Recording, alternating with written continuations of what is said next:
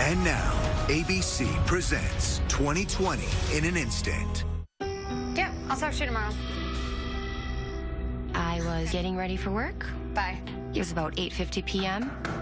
I heard a knock at the door. Hi. And then all of a sudden he pulls out a gun. And that's when things got real.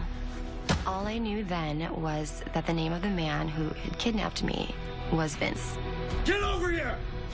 I was scared, but I did not want him to know I was scared. Get the money! If Ashley doesn't fight, Ashley dies. You don't tell a girl that you're just gonna take her back to an RV and rape her and then you're gonna kill her. You just don't say that to a girl.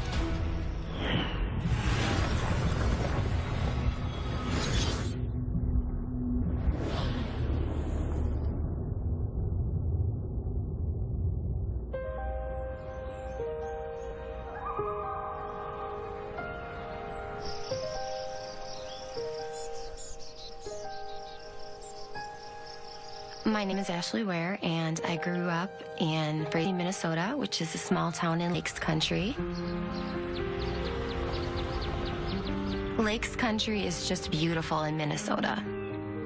It's like a whole nother world. It's a lifestyle. Everyone just knows each other. It's like we're one big family on the lake. I always remember the population as being 1,284 people. It's very small, you know everybody. When you walk down the street, Ashley growing up was always very compassionate. She has a warm personality. She's very good at making you feel at home around her. So it didn't surprise me at all when she decided to go on to college and then become an LPN and then an RN. Hi, Mr. Russell. Are you hungry? Ready for dinner? Okay. I grew up working in the local nursing home in our small town, and I actually grew up working in the kitchen, washing dishes, and I saw how the other nurses' aides would help bring their residents to the table and put their bibs on and help feed them and more hands-on care, and I saw that. I loved that, and I just really wanted to do more for them. I've got it. Don't worry about it. I got it, okay? No problem. I've basically worked in the healthcare field my entire life. How'd you feel if I came back and had dinner with you? How about that? I love being a nurse, and I love just to help others and to give in any way that I can. I'll be right back. Coming right back. In 2008, I was 23 and living in North Fargo in a really cool house. I lived alone with my cat / best friend, and it was great. I was living in the top of the house, so it was made into an apartment.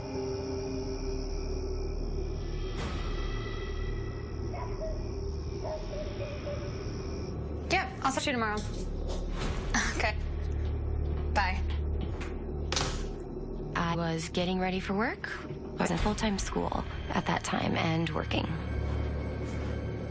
I was working night shifts as an LPN at a little nursing home there. I was in my bathroom, just spraying my hair, and I heard a knock at the door.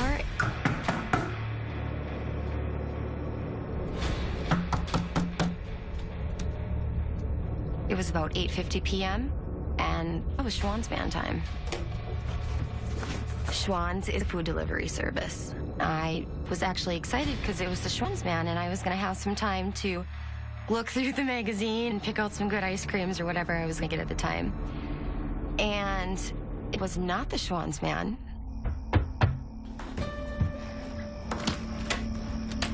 Hi. Can I help you? It was very strange. There was a guy I'd never seen before just standing outside knocking on my door. Growing up in the area that I did, it was not uncommon at all to open your door to anybody who's knocking. I just opened it up. Hey, who are you? What can I do for you? No big deal. Minnesota nice. Can I help you? I need a ride. I'm sorry, have we met? I'm Mike. My car's in the shop. I need a ride. You gotta give me a ride. It was really just weird, unexpected. He had a buzz cut, he had a tattoo on his neck, he had a blue hoodie on, just not like someone I had ever seen before. Okay, well, I mean, I don't even know you and I have to get to work, so... I need to get Moorhead. Look, I'm sure you're a nice guy, but I don't have time to drive you anywhere, so I'm sorry. He is looking for a ride, which was kind of bizarre, and I told him, I have to go to work. I can't give you a ride. You know, I don't know you. And I didn't really understand, and I looked at him, and then all of a sudden I could tell he was kind of uneasy, and I had his hands in his pocket of his sweatshirt kind of fumbling around, and then all of a sudden he pulls out a gun and he says, no, you're giving me a ride. No, you're giving me a ride. And that's when things got real. Okay. Is this real life? Is this happening? This is nuts. He's got a gun. I can't believe this is happening. It was like a scene out of a movie. I almost didn't take it seriously. It was hard to take serious because I'm a Minnesotan. This doesn't happen in Minnesota, you know. It kind of took me a little bit to register what was going on. I just kind of was like, oh, okay. Okay. Let's go. Okay, I just need to find my keys. Then find them.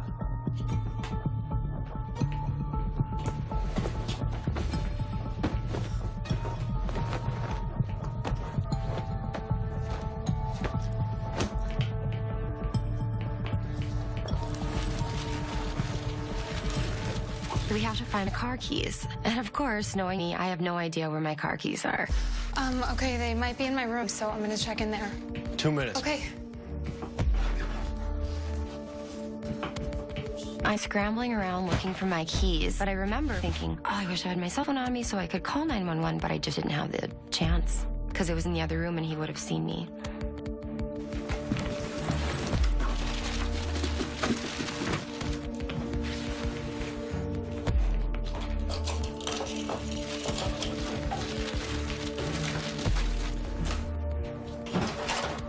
You know what 2 minutes means? They're here. They're here. I just don't know where they are. Why don't you check in the kitchen? Maybe they're there, and then we can go. They better be there.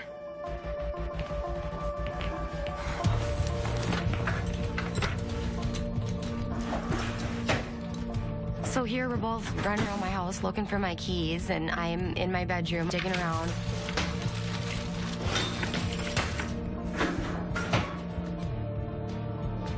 All right, you're done. Okay, I got him. We can go. Leave everything else.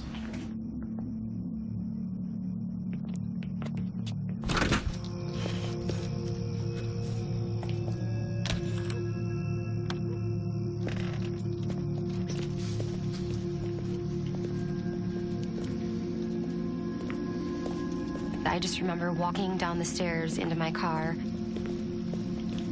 and seeing the lights were on and my landlord downstairs and really wanting to scream or do something to get their attention. It was like almost in slow-mo as I was walking by, seeing them in the window. It just didn't feel like the right time. I felt like that would have really aggravated him and he would have shot me then and there.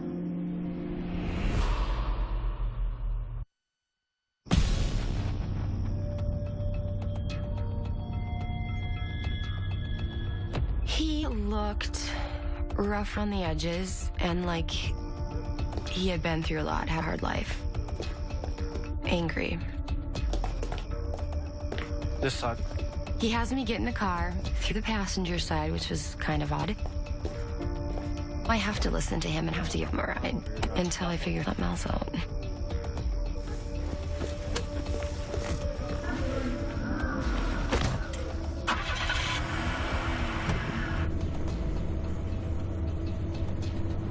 From leaving my house in Fargo, we drove east, basically, into Minnesota.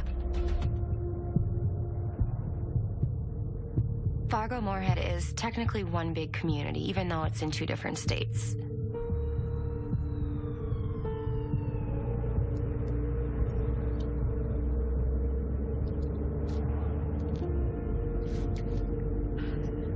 Where are we going?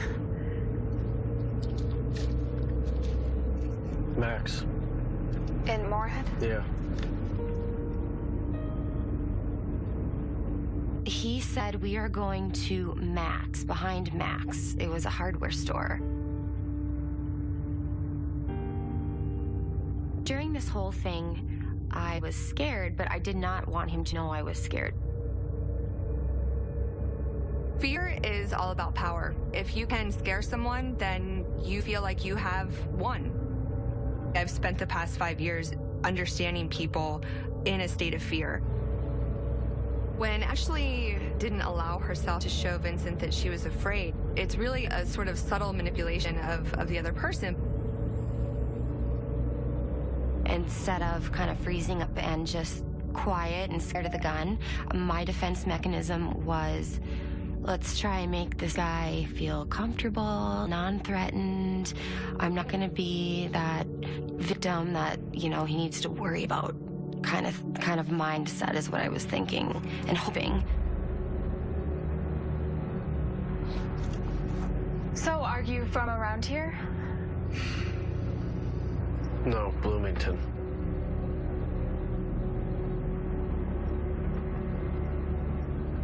Careful. Every traffic light that we hit, it just turned yellow, just as I was driving under it.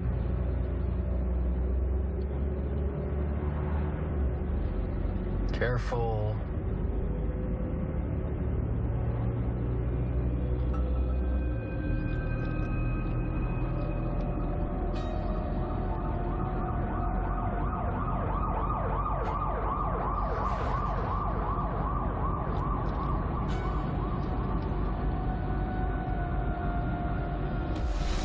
You trying to get us pulled over? No, I'm just driving like normal. You're running lights. No, you can drive through yellows. I promise, I'm driving like I always do. He, at one point, turned to me and kind of snapped at me and said, what are you doing? You're going to get us pulled over. It was weird because he was kind of waving the gun by the window, and I remember thinking, well, he's going to get us pulled over, not me. You are the one that's going to get us pulled over waving that gun around. You stop at the red, you stop at the yellow, you go at the green.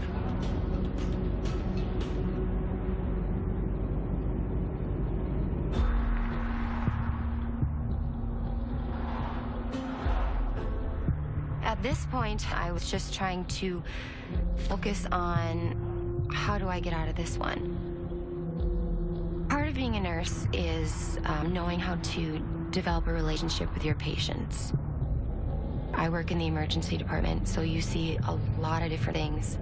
You see a lot more psych-type stuff, and you have to have a certain demeanor to deal with them.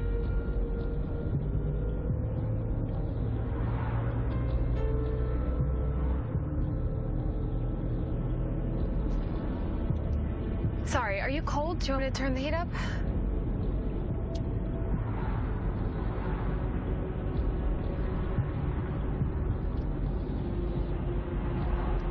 Just drive.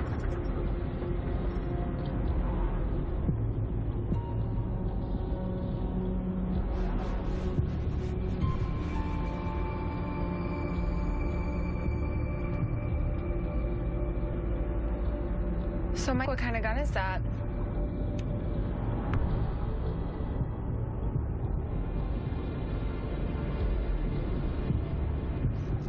A 9? 22.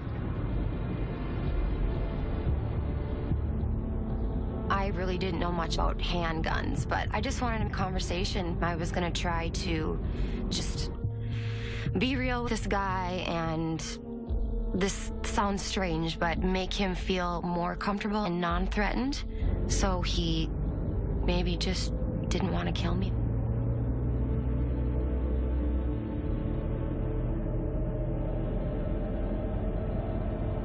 I wanted him to feel like it's all going to work out smooth until I could figure out what I was going to do to get out of the situation.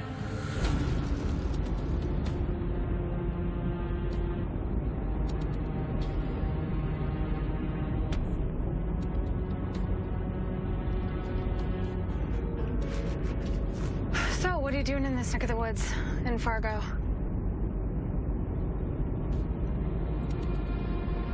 Just got a Supermax. Prison. Yeah, prison. What for?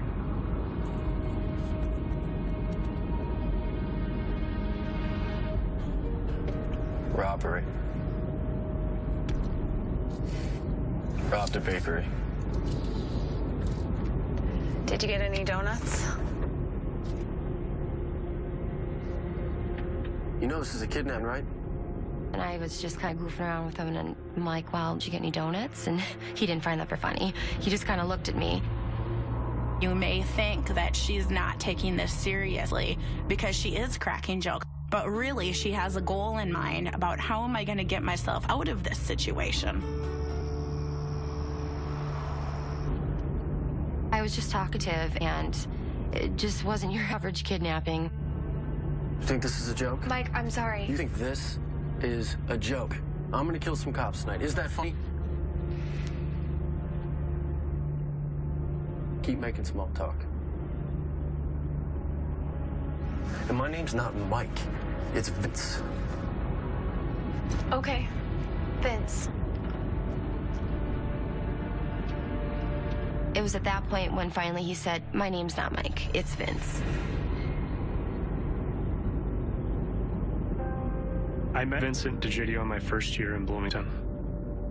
Bloomington is a second-ring suburb of Minneapolis and has a population of about 85,000. Vincent DeGidio lived in the city of Bloomington all of his life. He grew up there. I've known him since he was about 10 years old. Vincent was kind of a loner, didn't have many friends. I think growing up, it wasn't one of the best family lives for a person to grow up in. DeGidio, as he was growing up, had a number of contacts with the Bloomington Police Department. All of my contacts with Vince from the time I met him were in some type of enforcement. He was a juvenile delinquent, and he was out past curfew, often involved in crimes. We had seen a pattern of burglaries in the area around his grandfather's home where he was living. On 1/14 of '99, I set up a surveillance on his grandparents' home and observed him casing homes to maybe possibly burglarize. Shortly after we were following him, he walked into a strip mall and went into one of the stores there, a bakery. At that time, we figured he was going to get something to eat and continue walking around.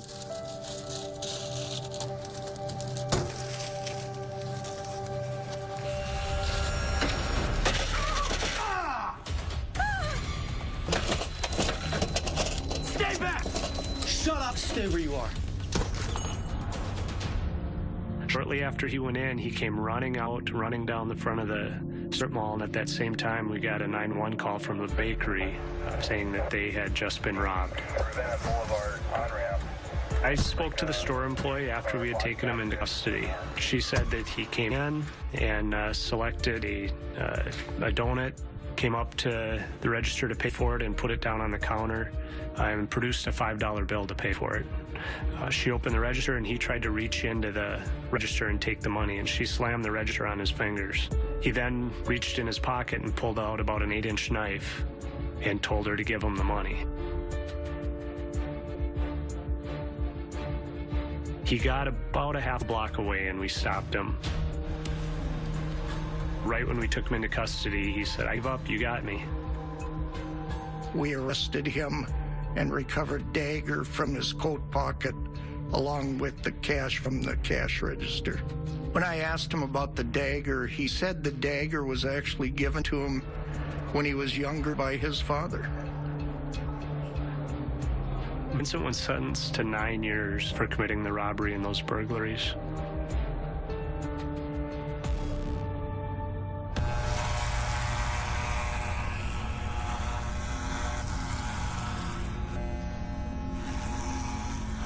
After Vincent had been in prison for a while, we received notification that he had threatened to kill the detectives that were responsible for putting him in prison. So what about you, Vincent? What's the plan after this? I don't care. You don't care what happens to you after you serve your sentence? Nah, I don't care. I really only care about finding the officers who put me in here and shooting them in the head. Yeah, I think Vincent was capable of doing about anything that he set his mind to. And if he was going to hurt somebody, he could certainly be capable of carrying that out.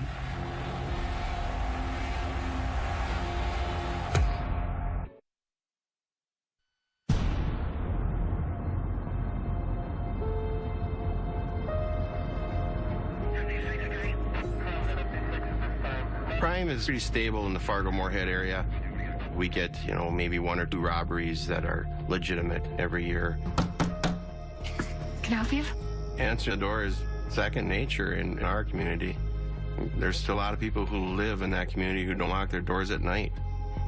So for her to get a knock at the door and answer the door and have a conversation with the person, there's no red flags to that. I'm sorry, have we met? I'm Mike. My car's in the shop. I need a ride. You gotta give me a ride. Where we grow up has a huge impact on how we live our lives as adults. If you've never had an experience that would tell you that it's not safe to open a door to a stranger, then you have no reason to think that that would be a bad idea. I was trying to just keep the mood light and like it was not a big deal. This really wasn't a kidnapping, and almost so I could maybe convince him. I was trying to convince myself that it wasn't, as a defense mechanism. Pull in here. Finally, we get to Max, and I didn't know why he wanted to go there. The whole trip in the car probably took about 10 to 15 minutes. And I pulled into the parking lot, and I honestly thought that I was gonna be done at that point. I thought that I was gonna drop him off and I was gonna go to work, and that was the end of it.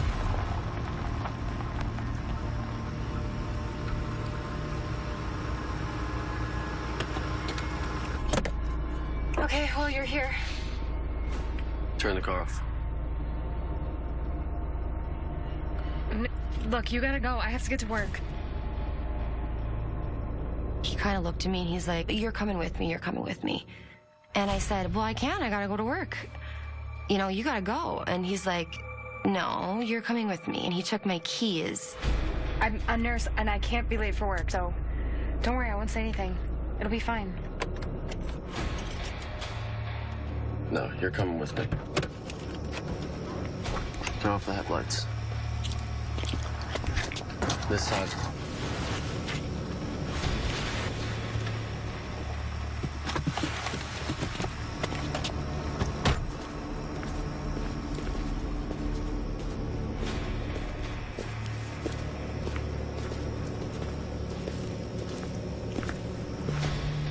Where are we going? RV. Why? Because that's where I'm gonna rape you. And then I'm gonna kill you. He said, "I'm going to rape you and then I'm going to kill you."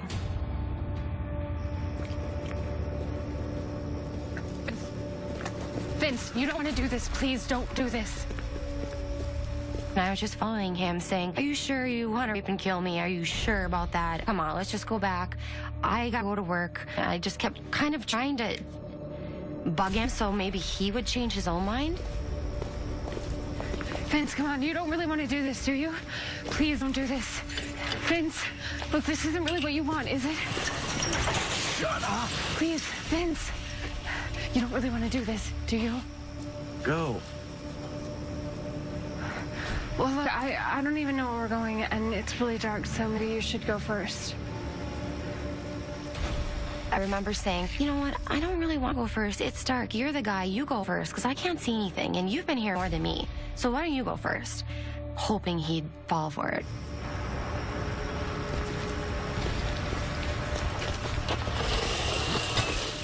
Thank God he did.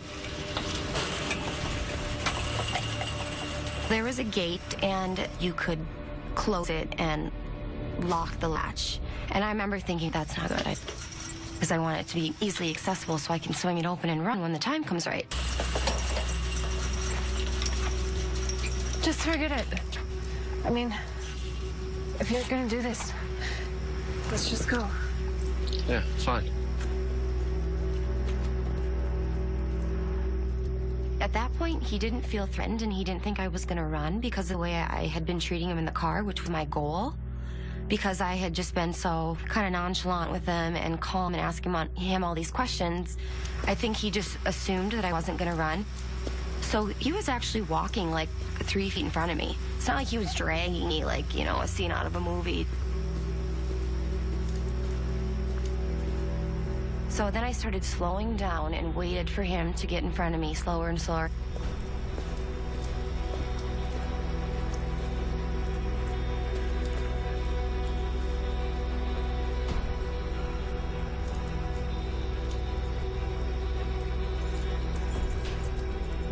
I remember looking up at the sky, and I remember praying. I said, Lord Jesus, you tell me what to do when, and I'll do it.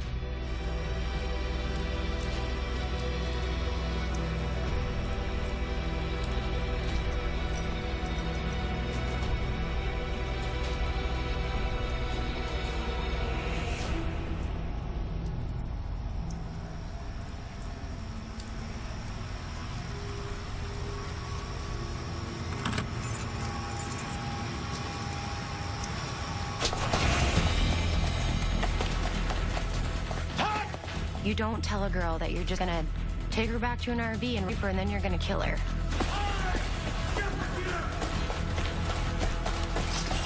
You just don't say that to a girl.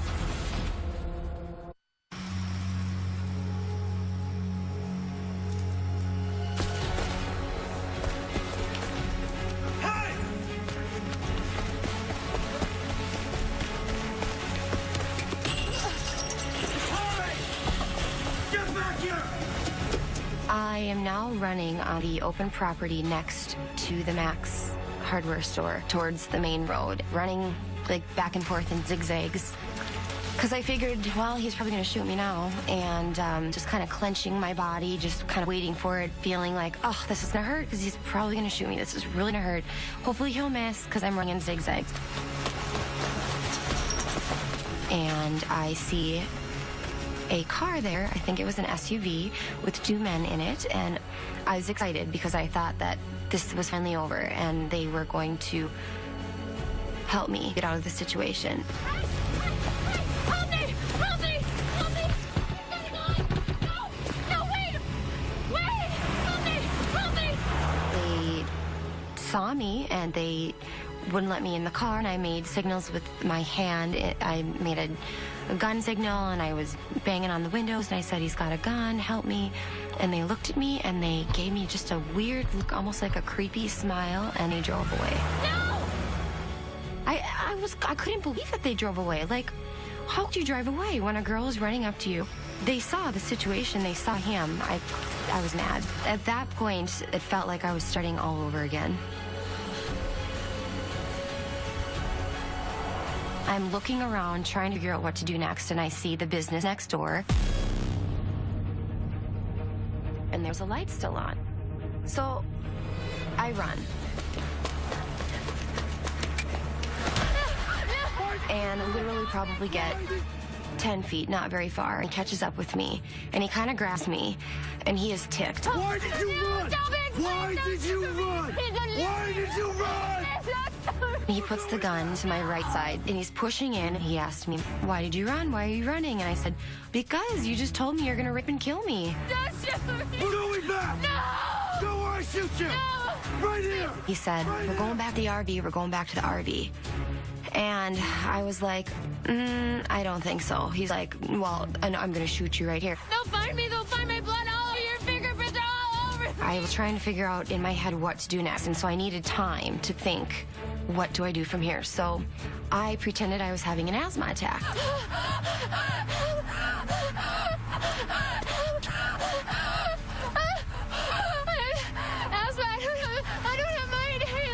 I could pretend that I was trying to get better breaths, and so then I could look around and have a better view of lit up areas just to make sure maybe I had some other options or if there's anything closer. So I'm there pretending I can't breathe, huffing and puffing. At one point, I think I even asked him, I said, you don't happen to have an inhaler on you, do you? I'm having an asthma attack. You gotta help me, Vince. I'm having an asthma attack. He was kind of flustered. He didn't really have like a good grasp on me. I had no other choice. I just ran. I was not going to let Vince rape and kill me. Not gonna happen.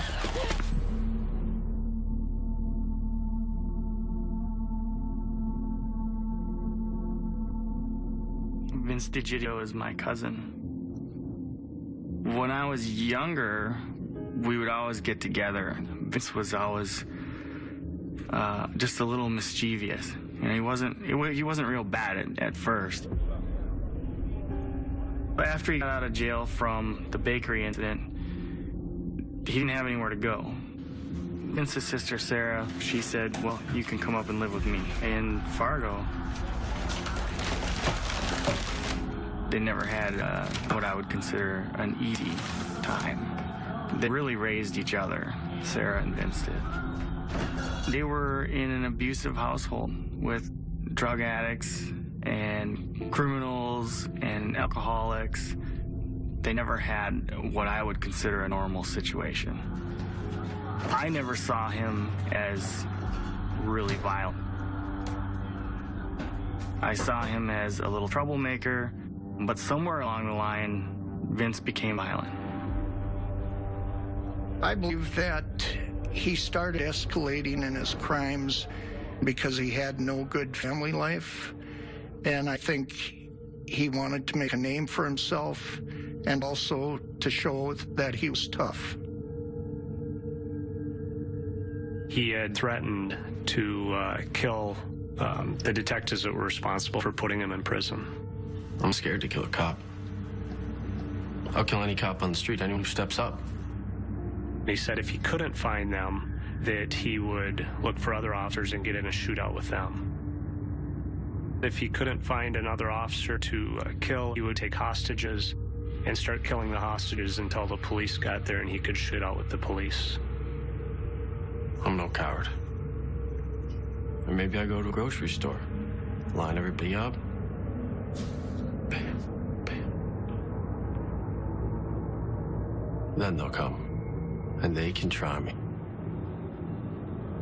I don't care if I get shot. I hope they shoot me. He wanted to die, and he wanted the police to shoot him.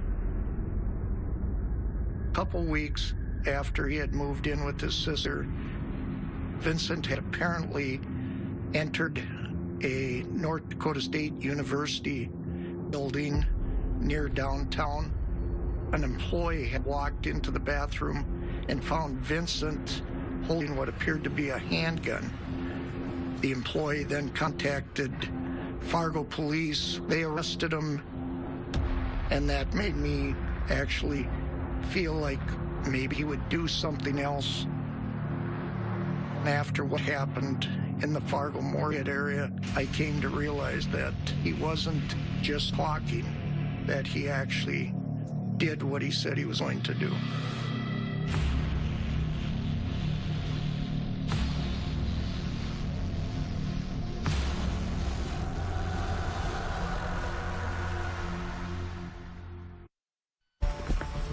Where are we going? RV. Why? Because that's where I'm gonna rape you. And then I'm gonna kill you. Every time Vince kept saying he was gonna rape and kill me, I just knew in my mind that wasn't happening. And I had security in myself, knowing that. And as opportunities opened up, I just decided to take them. Not everyone would have reacted as Ashley did. While the threat response is universal, it is very individualized. Ashley had a very kind of efficient threat response. One that allowed her to maintain a rational, logical thought process so that she was able to feel strong and fight. My inhaler.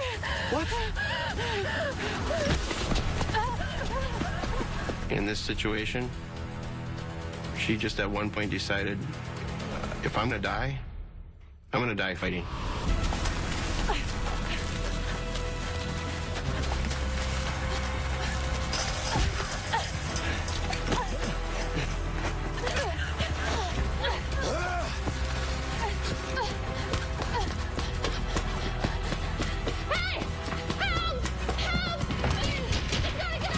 Finally, I make it to the front door of the auto parts store, and I'm banging on the door. I'm like, you gotta let me in. Please just let me in. I need help. And they kind of opened the door up just a little bit and just kind of shoved it and ran past him.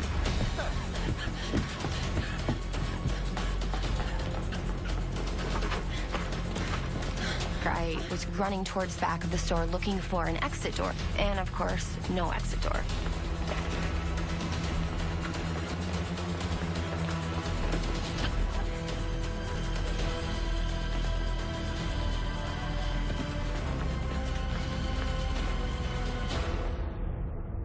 Get over here!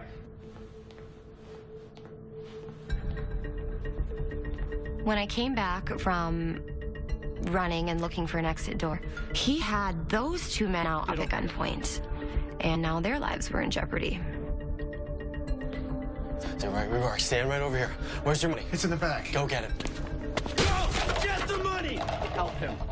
Help him. Stand right here. It was almost like he just last minute he decided to rob the store, so then he kind of shuttled the employees into the front room by the front desk and demanded money. Get it back. Give me the bag! Hurry up! Keep bringing it. Bring the rest. I trusted God. If I prayed, I just knew somehow I'd get out of it. And so I prayed. What did... DeGidio saw an opportunity to commit robbery while he's there. Now remember, Ashley knows that not only her life is in danger, but the lives of the auto parts store workers are in danger. Just get the rest of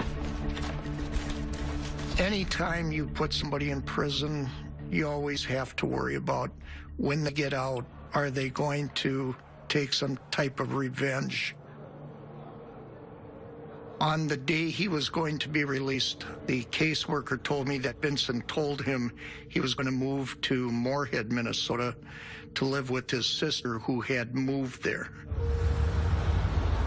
Because I had worked in Fargo, North Dakota, which is across the river from Moorhead, I felt obligated to at least contact the Moorhead Police Department to just give them a little history on Vincent.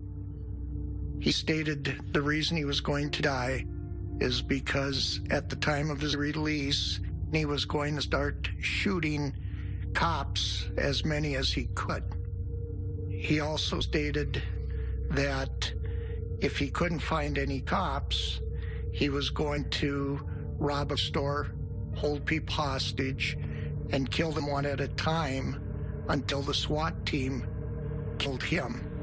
He said that it was an honorable way to die by getting killed by the police, and that it was a cowardly way if he committed suicide. Approximately a month later, I hear some news about a kidnapping and that a woman was abducted, taken to Moorhead, Minnesota. I thought, I wonder if it could have been Vincent DeGidio.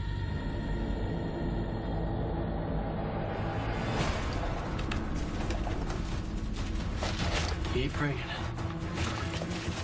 So while they're getting the money and he's robbing them at gunpoint, I'm standing next to him looking around for something to hit him over the head with. There's sample stands all over the store, and the one sample stand that I need with a wrench or something to hit him over the head with is at the front of the store. And the sample stand right next to us had like long plastic piping, and you know, what good is that? That can't help me. So I literally had no weapon. I didn't know what I was gonna do. And he's kind of crouched down, putting the money in a bag, and I remember thinking, okay, well, I'm gonna kick the gun out of his hand then.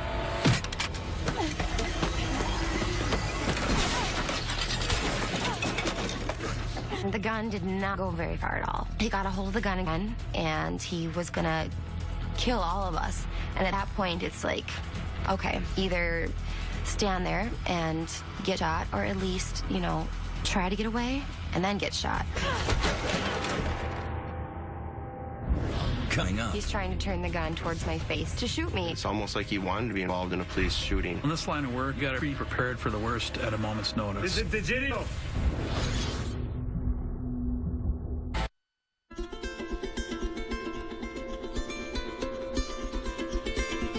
I think for Vince, having a gun was his security blanket.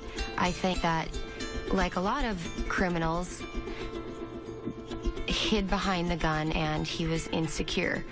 Once he realized that gun wasn't gonna keep me from trying to live, he suddenly kind of got insecure and didn't really know what he was doing.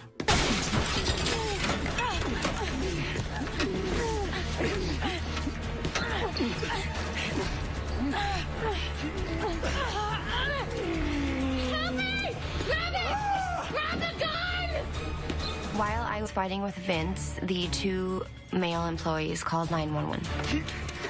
Call the police. Something popped into my mind that I remembered when I was a little girl. My older brother, Bricker, one of his best friends, came over and he was in the army and he taught me a move.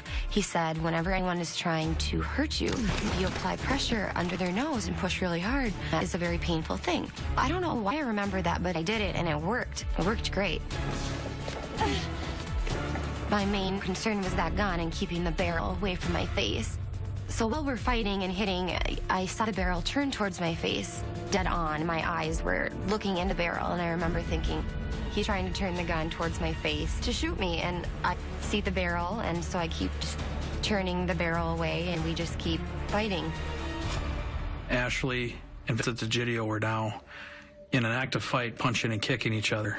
I think Ashley Ware was getting the best of Vincent DeGidio, where Vincent DeGidio probably bit off more than he could chew, if you will. I think Vince was probably thinking, well, I picked the wrong girl to kidnap tonight.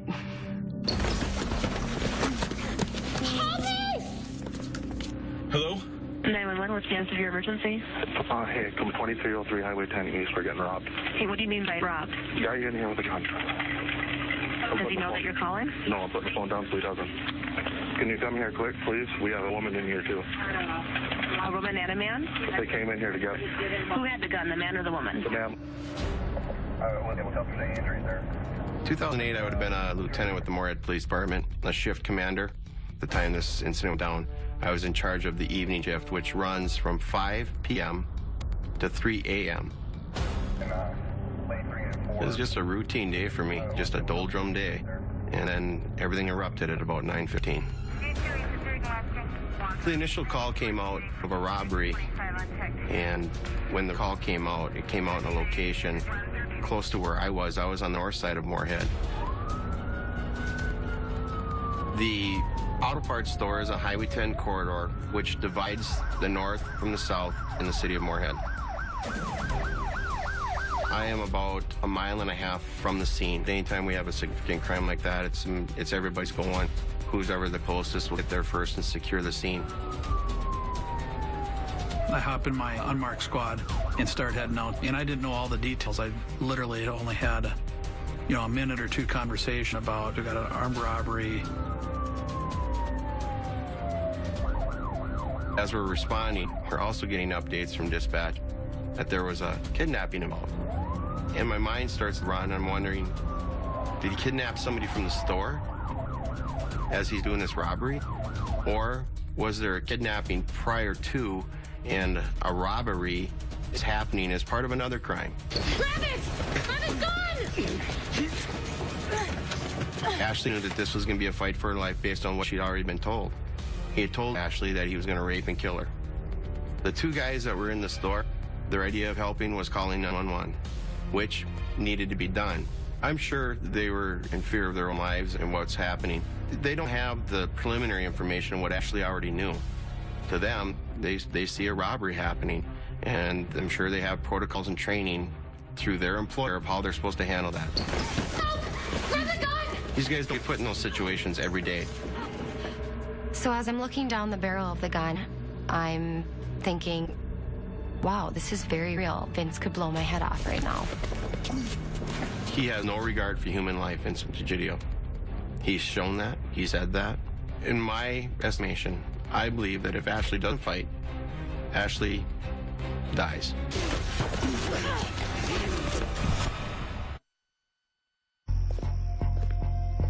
So when you get a victim who refuses to be a victim, makes the job a lot easier. And in this situation, she fought, bought time, sweet, precious time. Everything just went so fast, you know. No one came, and all of a sudden, he pistol whipped me. And I went black. Then I heard the ding of the front door bell.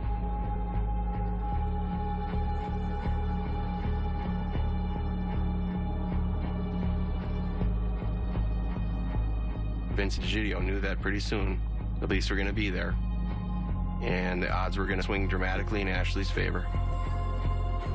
And he bolted. He ran. People like him are the reason I became a police officer. I wanted to protect my community from people like him. Once Vince left the store, and I am left there tending to my wound. Physically, I had no pain. Physically, I wasn't hurting anywhere. But even internally, I didn't feel anything. I think I just was, maybe it was shock. I just remember thinking, did that just happen? Did that whole ordeal just go down?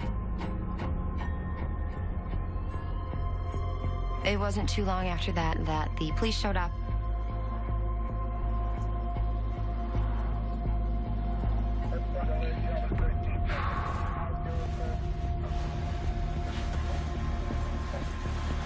Okay, guys, we got a crime scene to secure. I need you to take us out of the building and tape it off. Let's go.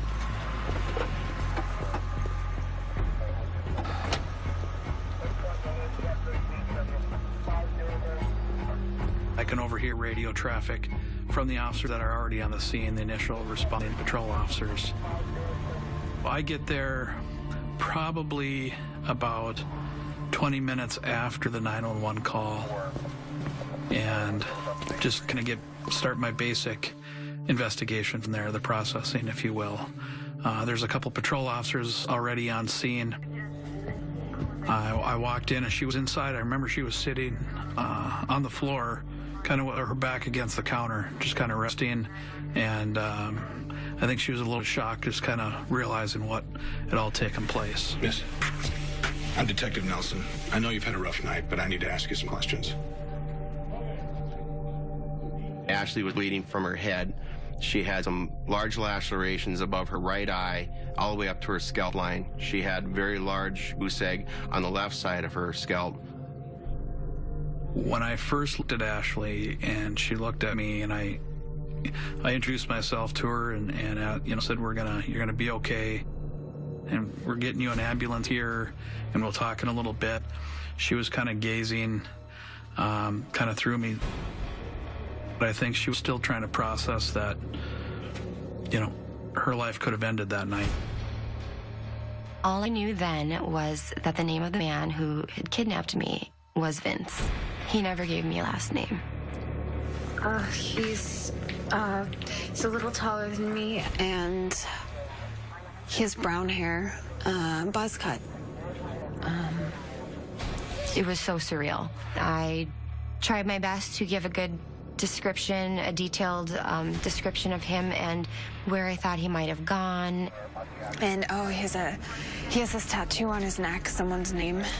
I visit with her literally just for a couple minutes, and she tells me that she was at her apartment in Fargo. This person had kidnapped her at gunpoint and made her drive to Max Hardware. She believed his name was Vince or Vincent. He's wearing a blue sweatshirt and baggy pants. One of the detectives, as soon as he learned that Vincent was getting out of prison soon and going to be living in the Fargo-Moorhead area, he made a call to the police force up there and let them know Vincent's history and the threats that he had made.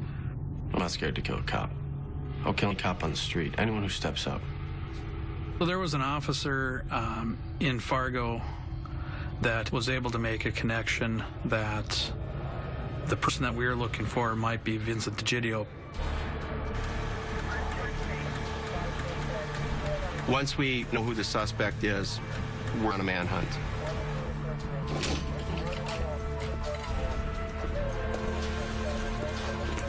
Okay, here's what we've got. Suspect's full name is Vincent DeGidio. Lives with his sister Sarah in the apartments on 8th. Officers are en route. We got a violent criminal who's armed. We want SWAT to come in, and we're gonna handle this as safely as possible. Let's be ready for anything. All right, let's go. Perimeters are extremely important to every violent crime scene. It's that imaginary circle around the crime scene. And it's the area in which you believe the suspect still will be in. Based on when he left and the direction that he left, we wanted at least, 3-4 blocks completely encircling the auto parts store as a perimeter. The canine handler decides that he wants to conduct a track. When we realized that our canine track was unsuccessful, we went to a moving perimeter. As soon as we established that Vincent DeGidio lived at 3500 8th Avenue South, we created a new perimeter around the apartment building. The kids are sleeping. What the hell is wrong with you? Take this. Vince, why do you have a gun? Vince? I gotta go. What? Vince, what did you do? From the auto parts store, Vince managed to get back to Sarah's, ran up into their apartment, opened the door. Sarah told me that she was just sitting there watching TV when Vince barges in the door and throws a sack of money. And she's thinking, what's going on? Oh my God. Vince had said previously that it was his goal to commit suicide by cop. Sarah knew that it was a big deal. It was definitely a big deal. Somebody might end up hurt or dead, or maybe already has. It's an easy perimeter if you know they're in their apartment building. Just circle the apartment building. But then you have the heavy task of evacuating everybody inside, because you don't want anybody else in harm's way.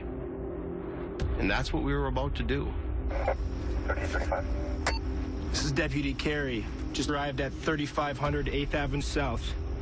I'm gonna check the premises for the suspect.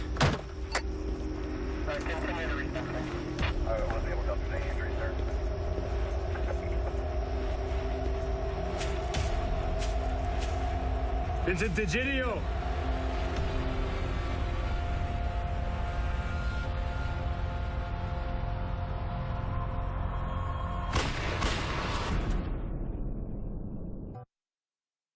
Store. And at that point, I had no choice. I was rushed into an ambulance. They asked me a few questions and told me they were going to find Vince. Vincent DeGidio.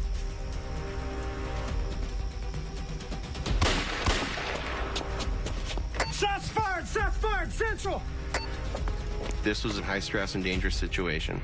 We have to have the help of everybody around us. So we had Dilworth Police, the Clay County Sheriff's Office, and the Minnesota State Patrol, all willing to help out with this investigation. One of the people from the Clay County Sheriff's Department was my nephew, Ryan. Ryan called out shots fired. Shots fired, Central. My heart sank when I heard his voice on the radio. It became evident that this is the man we're looking for. You always get a little skip in your heartbeat when you hear shots fired. But when it's your nephew calling it out, and you can tell in his voice that he's in peril, I was worried. Down the fire department on the south side. Jeez.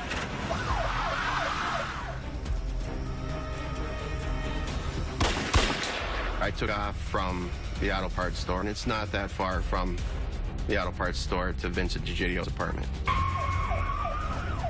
And as I get out, there's still shots being fired.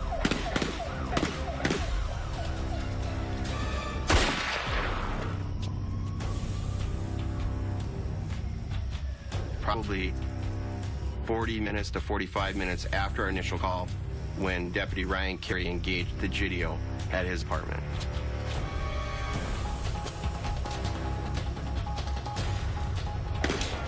In this line of work, you got to be prepared for the worst at a moment's notice. You're always prepared for that life or death situation, and it was very imminent that there was a life or death situation that was about to come to head, knowing that we were going to catch up with him, and either he's going to give up and everything's going to be fine, or he's going to take shots. It's dark. Of course, they have their parking lot lights on and stuff like that to assist us, but it's dark. I didn't know where the shooters were at. Didn't know who was shooting. Is it bad guy or is it the good guys? Ryan, he's also not only my nephew, he's one of my best friends. I'm scared for him. I know he's engaged in a firefight, but I believe in Ryan. I think he's going to win. Are you all of them? He's behind the truck, and I'm staged on the left side. Send for it. The whole time I'm listening to him with his radio communications, he continued to engage in a gun battle. If he'd been shot, he would have told other responding officers that he'd been hit.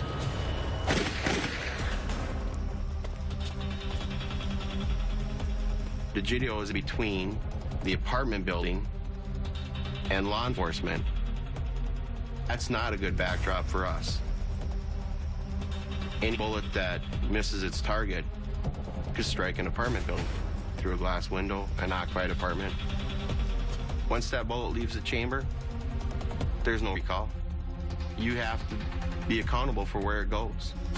And for Ryan, his backdrop was a parking lot full of cars and garages. We got him pinned down. He can't go anywhere except to the west. And we're trying to set up a perimeter over on the west side as quick as we can, but it wasn't quick enough. There was a little bit of a gap between a series of garages that I poked my head into, and I saw the suspect running in a westerly direction. Didn't know how I should handle that. If I could continue paralleling him on the side of the garages where I was a little bit covered, or do I go into the parking lot? I chose to go into the parking lot to see what I could see. As soon as I get to the parking lot, he's crossing 34th Street, which is a light corridor. It's a very bright corridor of a north and south street.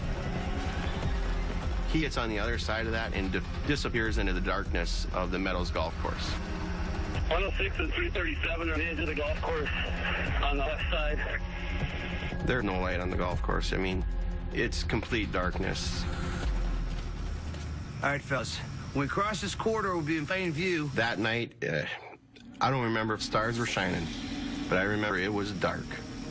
And when you're in a lit corridor, it's like having the spotlight on you. Everybody in the darkness can see you, but you can't see beyond that spotlight. That's a very bad situation to be in with somebody like Vincent DeGidio. We're going to take cover behind the electrical box. When we get there, you two head north, you two go with me. On my go. Ready? Go. He's already shot at police officers. So we quickly scattered from that corridor, and the only place really to take cover was there was a large electrical box, about 5 feet by 5 feet, a very big metal cube. And we stuffed about 5 officers behind that. All right, everybody good? Lights on. Go. So we enter the golf course, and we try to light it up as best we can. But remember, we're using lights. Now you know where we're at. And we don't know where he's at. We had heard radio traffic of people seeing him further to the west, toward Condominium Association. That's in the far southwest corner of that golf course. Coming back here by the church. I'm not in uniform. Somebody come up here by the church. There's somebody walking sweatshirt and light brown pants. That'd be him. My fear was that he was going to go to the south side of that and enter that condominium and cause a hostage situation. At that point, we have him on 1/3 of the golf course. We decided we're going to go with some firepower. You don't know what's going to happen until it's happened. You have to make split-second decisions at a moment's notice. We're out there and we're chasing after him, but we don't see him. But he could see us. So we're at a disadvantage, and officers get put in that all time. He could be standing around the next corner waiting for us, lying in wait for us to come around the corner, and he could take a shot at us at a moment's notice without us knowing. He started to walk towards the west, and I had a team of 3 officers who were now closing in on the area because the radio traffic had gone out. Everybody knew where he was at, and it was all starting to collapse around Vincent. As we were going further to the west, we see the guy. We're getting closer to this condominium association. We see him standing in the shadows. Somebody is running around in the backyards here, and they're ducking behind houses when one of your cars goes by. And I can see him right now. What's he wearing, sir? God, it's dark back here. It's very hard to tell. It's dark clothing is all I can tell you. I didn't know if he was going to try and force his way into another house, and if we have to go in and rescue or help those other homeowners out. I mean, there's lots of things that could have happened.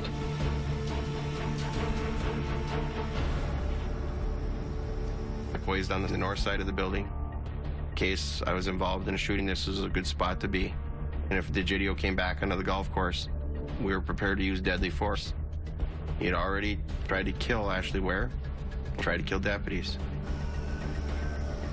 106 and 337 are at the edge of the golf course on the left side. He made a decision when he was in that little tiny lawn. He turned towards armed police officers and raised his weapon.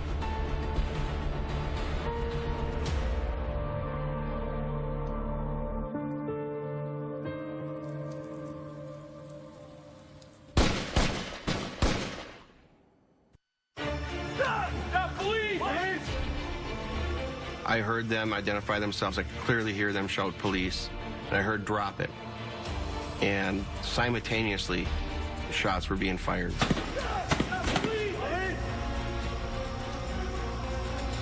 I heard the volley of shots, and there was silence on the radio. I'm literally just praying that no officers get hit at this point. I heard some officers on the radio. There were no officers down. No officers yet. Suspect. Temper, we have a 600 unit route, code 3. 221 to Zebra 5. Zebra 5. Hi, Doc. Suspect is down. 10-4.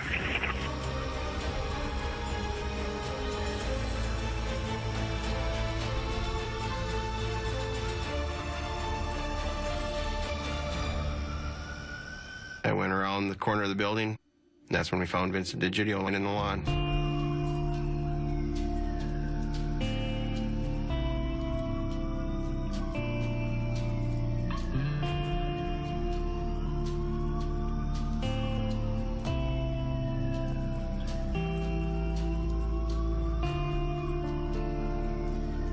You could tell that something was wrong. He was like an animal that was wounded that couldn't do anything.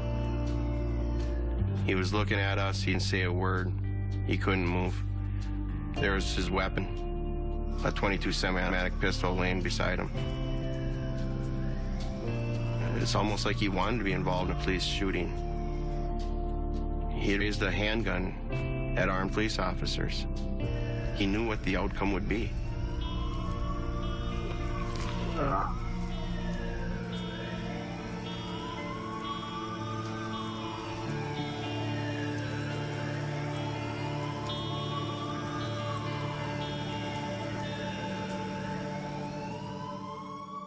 I was taken in an ambulance to the hospital, and from there, the police did show up and they interviewed me again and informed me that they had caught him.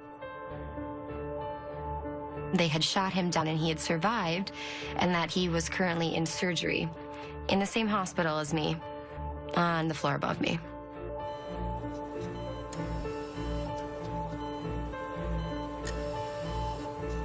I did see a tattoo that ran across his chest, like a prison-like tattoo that said "No surrender." To me, that gave some validity to the he's capable of killing, like he said he would. From birth, he had nothing around him but negativity and crime and drugs and alcohol, and the environment he grew up in. He didn't ever get any type of education. Prison was Vince's education. Everything that he learned from criminals in the institutions. It was a ticking time bomb.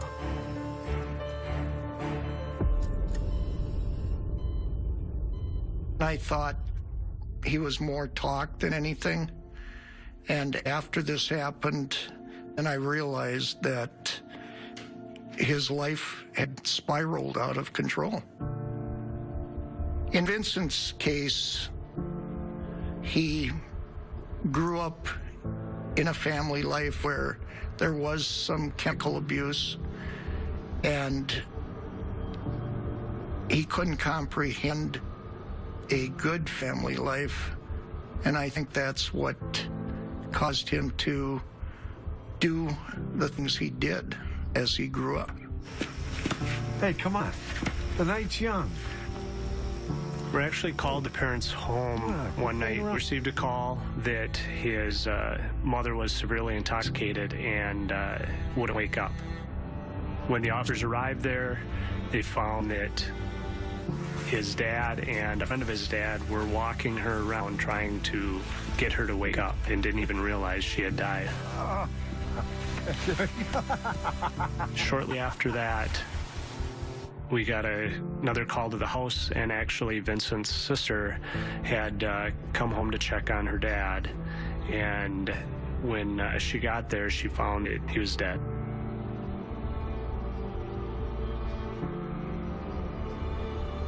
He still had the needle with him that he had used to shoot up.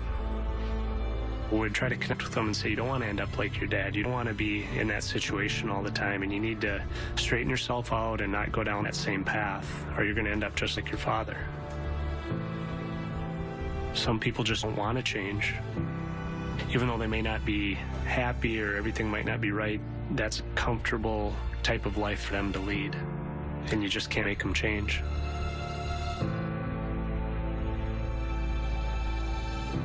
I've always had a good rapport with Vincent DeGidio. When he got out of prison, I don't believe he tried to turn his life around. I think the death of his parents, the loneliness, and the prison life, he came out of prison hardened and destined to either go back or to die. If given a different life, he may have been a different person. We can explain why the criminal does what he does, and it doesn't mean it's okay. It just means that we understand why it happened. And we know that early childhood development is critical in creating career criminals. When I think about Vincent DeGidio, I feel bad for him. I mean, the kid had a rough life growing up. There was something in his eyes that was void of any empathy. You know, he wasn't what you see on TV for a criminal. He wasn't a big man at all. But he just had a look like he didn't care if he was going to live or die that night.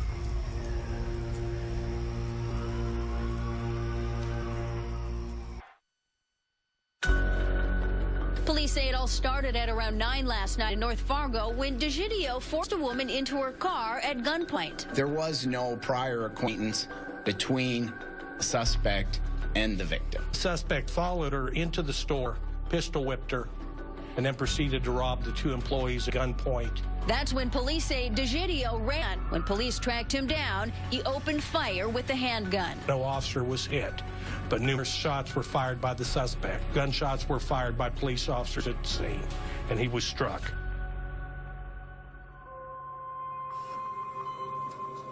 Vincent, he had once said that he would be a hero if he got in a shootout with the cops and died that way.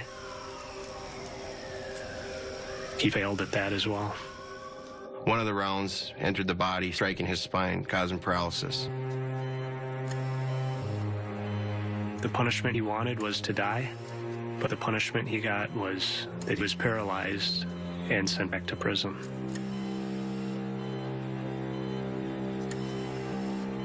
The entire experience of being kidnapped, held at gunpoint, has changed me. That is something no one should ever have to endure. After the attack, Ashley withdrew a little bit. She would lay in bed and I think she just, going through that trauma is just a scary thing. She still would pull herself up and, get herself to work. And, eventually she came out of it. But I think you may even still have nightmares about that happening.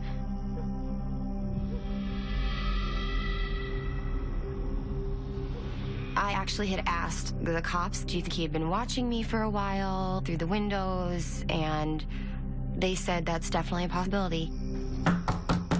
He could have been watching me, and all he knew was that a girl lived there, and she was an easy target. I'm sorry, we met? Or so he thought.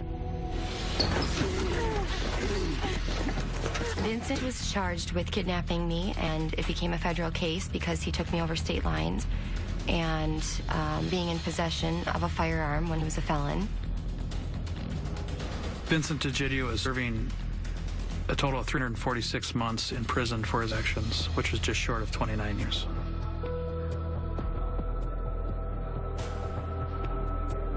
If Ashley Ware would have made it into that RV, there's a great chance that she would not have made it out of the RV alive. The owner of the RV had told us that he had left it there for the winter to store it, and that he completely cleaned it out so that there should not be anything in there. And so we searched that RV, and we did find things like in one of the cabinets there was a roll of duct tape and rope. She could have been left in there essentially for months without us finding her and without any knowledge of what happened or where she even was. It was very important for me to forgive Vincent DeGidio. It's just what you do. It's part of my faith. And you forgive, and you heal, and you move on, and you be positive, and you try to use it for the better. Everybody in my family feels for her and feels horrible that she had to go through that situation. We're just all glad that she's okay. Ashley Ware is a warrior. She didn't give up. She's a fighter. She has a strong will. She's a strong personality. A lot of people in her situation have given up or do give up and don't have that mentality of I'm going to make it through. I was not surprised because she is strong and she can take care of herself, and I think she's a hero at heart. The difference between a victim and a hero is perception.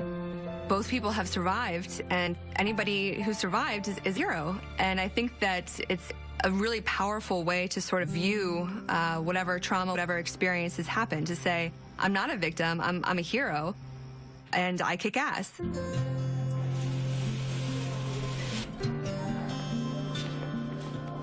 Hi, I'm Ashley. Everything's gonna be okay. As a nurse, Ashley had to deal with countless situations that were very intense emotionally, but she was required to function very strategically and thoughtfully. That is the job description for healthcare professionals, is to be able to handle these intense emotional situations with calm, rational, logical thought. That's why we respect them and trust them. A couple years later, I had Ashley, and she was the attending nurse to a victim of another assault. And she says, "You don't know who I am, do you?" And I looked at her name tag, so it was Ashley. She was doing what she wanted to do and that she'd survived this. And here she's tending to an assault victim. Full circle. It's important for me to share my story for other women and with other women because they need to know that there are lots of different ways that you can fight back and save yourself or prevent yourself from getting in a worse situation. Every person's different, and you don't know how you're going to react when you're put into this situation. I would like to think that when people talk about things like this, they see that Ashley's been able to escape death. A young family's fate hanging in the balance. We were dangling off of the side of a bridge. An incredible rescue.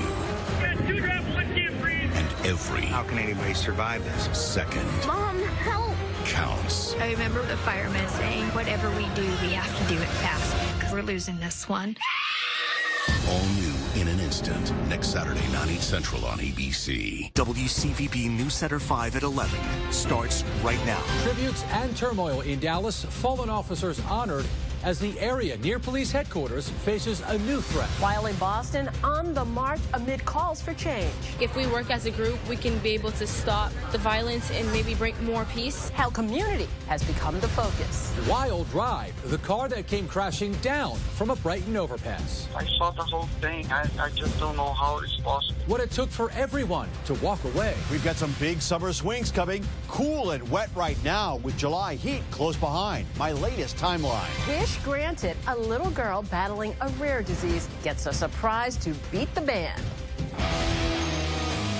Breaking news in the aftermath of the Dallas ambush. Dallas police headquarters on lockdown today because of a credible threat. The Dallas police have now issued an all clear after a search for a suspicious person.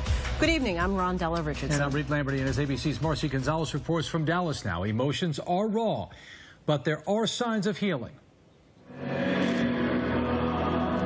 Broken hearts and already frayed nerves met by new fears for Dallas police. A threat and a man reportedly spotted inside the parking garage attached to police headquarters, sparking a huge response. The SWAT team deployed, canines searching the garage, but never finding the man or anything suspicious. The department still on heightened alert. People are laying their lives on the line for people that they don't even know. Officers on edge after 5 of their brave colleagues were gunned down by a lone sniper late Thursday. Micah Johnson killed at the scene, telling authorities he was angry about the recent shooting deaths of black men by police and had set out specifically to murder white officers. Demented individual who carried out those attacks in Dallas, he's no more representative of African Americans than the shooter in Charleston was representative of white Americans. President Obama speaking at the NATO summit in Warsaw, addressing the ambush in Dallas and those police-involved shootings in Louisiana and Minnesota, which this weekend are inspiring more protests. No justice, no peace, no races, no peace. Across the country. Black lives matter! Black lives matter! While here in Texas, quiet gestures of unity and gratitude.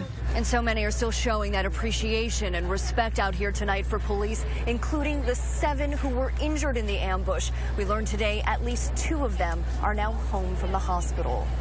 Marcy Gonzalez, ABC News, Dallas. And of course, the impact of the Dallas ambush is reaching across the country. News Center 5's Sarah Conji reports here in Boston, police and community are taking action in response to the deadly attack. All streets! All streets! All streets! All streets! Hundreds marching through Roxbury in the name of the Black Lives Matter movement. The